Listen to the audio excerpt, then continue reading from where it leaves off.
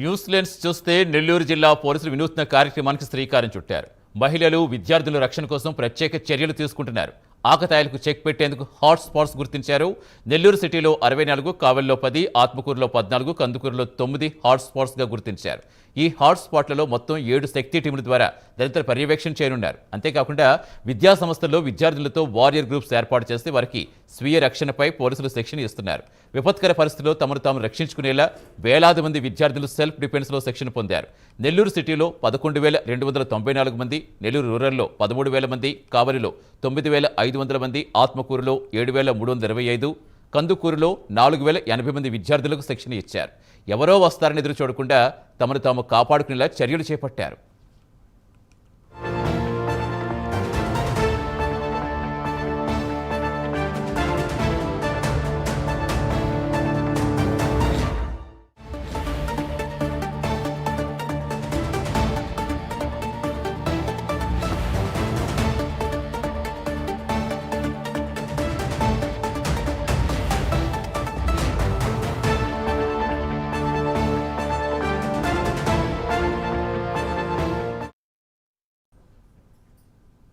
నెల్లూరు జిల్లా పోలీసులు వినూత్న కార్యక్రమానికి శ్రీకారం చుట్టారు. మహిళలు విద్యార్థుల రక్షణ కోసం ప్రత్యేక చర్యలు తీసుకుంటున్నారు. పూర్తి వివరాలు ఇచ్చేందుకు నెల్లూరు నుంచి మా కరెస్పాండెంట్ నరేష్ లైవ్లో జరుగుతున్నారు. నరేష్, చాలా మంచి కార్యక్రమం. ఏం చెప్తున్నారు విద్యార్థుల కార్యక్రమానికి సంబంధించి? సతీష్, మొత్తానికి నేటి సమాజంలో మహిళలపై ఎక్కువగా అఘాత్యాలు జరుగుతున్నటువంటి తరుణంలో ఒక వైపు నెల్లూరు జిల్లా పోలీసులు వినూత్న కార్యక్రమానికి శ్రీకారం చుట్టారని చెప్పవచ్చు. అఘాత్యాలు జరగకుండా చెక్ పెట్టేందుకు కూడా మహిళలే స్వయం కృషి ఆధారంగా తమను తాము డిఫెన్స్ చేసుకునే విధంగా కూడా పోలీసులు వారిని తీర్చిదిద్దుతున్నారని చెప్పొచ్చు.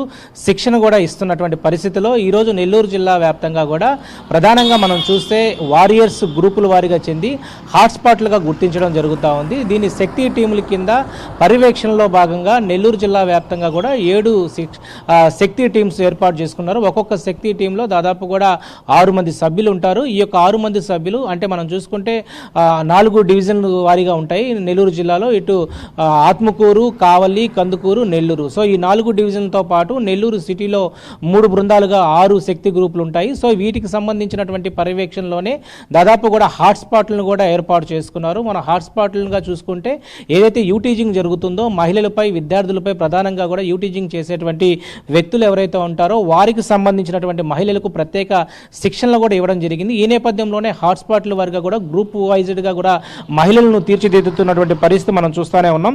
దీంట్లో భాగంగానే ప్రస్తుతం నెల్లూరు సిటీలో 64 హాట్స్పాట్లను ఉండడం జరిగింది. కావల్లో 10, ఆత్మకూరులో 14, కందుకూరులో 9. అదేవిధంగా ఇటు హాట్స్పాట్లు గుర్తించిన తర్వాత ఒక్కొక్క ప్రాంతంలో మహిళలను ప్రత్యేకించి ఆకతాయిలను చెక్ పెట్టేందుకే ఈ యొక్క శక్తి టీమ్స్ని పూర్తి స్థాయిలో కూడా మహిళలకు ఉపయోగపడేలాగా అన్ని రకాలుగా కూడా ముందుకు తీసుకెళ్తా ఉన్నారు. అయితే ఇక్కడ ప్రత్యేకించి కూడా విద్యార్థినులకు శిక్షణ కార్యక్రమాలను ఇస్తూ ఉన్నారు. ఇప్పటికే నెల్లూరు నగరంతో పాటు రూరల్, కావలి, ఆత్మకూరు, కందుకూరు ఇలాంటి పరిధుల్లో ఉన్నటువంటి మహిళలకు ప్రత్యేకించి శిక్షణ కార్యక్రమాలు ఇచ్చి తమలను తాము ఎలా డిఫెన్స్ చేసుకోవాలా, స్వీయ రక్షణ కోసం ఎలా ఆకతాయిలు యొక్క ఏదైతే వాళ్ళ నుంచి రక్షించుకునే విధంగా ఎలాంటి ముందుకు తీసుకెళ్లాలంటూ కూడా ఒకవైపు ఈ యొక్క శిక్షణను కూడా పూర్తి చేస్తా ఉన్నారు. మనం చూస్తే దాదాపు నెల్లూరు సిటీలోనే దాదాపు 20,000 మంది కూడా శిక్షణ పూర్తి చేసుకున్నారు. నెల్లూరు రూరల్లో దాదాపు 13,000 మంది కూడా శిక్షణ పూర్తి చేసుకున్నారు. అదేవిధంగా కావలి 9,000, ఇటు కందుకూరులో 4,000, ఆత్మకూరులో 7,000. అంటే ఇలా ఎంతమంది మహిళలు ఈ యొక్క శిక్షణ పూర్తి చేసుకున్నారు. ఆకతాయిలను చెక్ పెట్టేందుకు నేటి సమాజంలో ఈరోజు చూస్తే మహిళలపై అఘాత్యాలు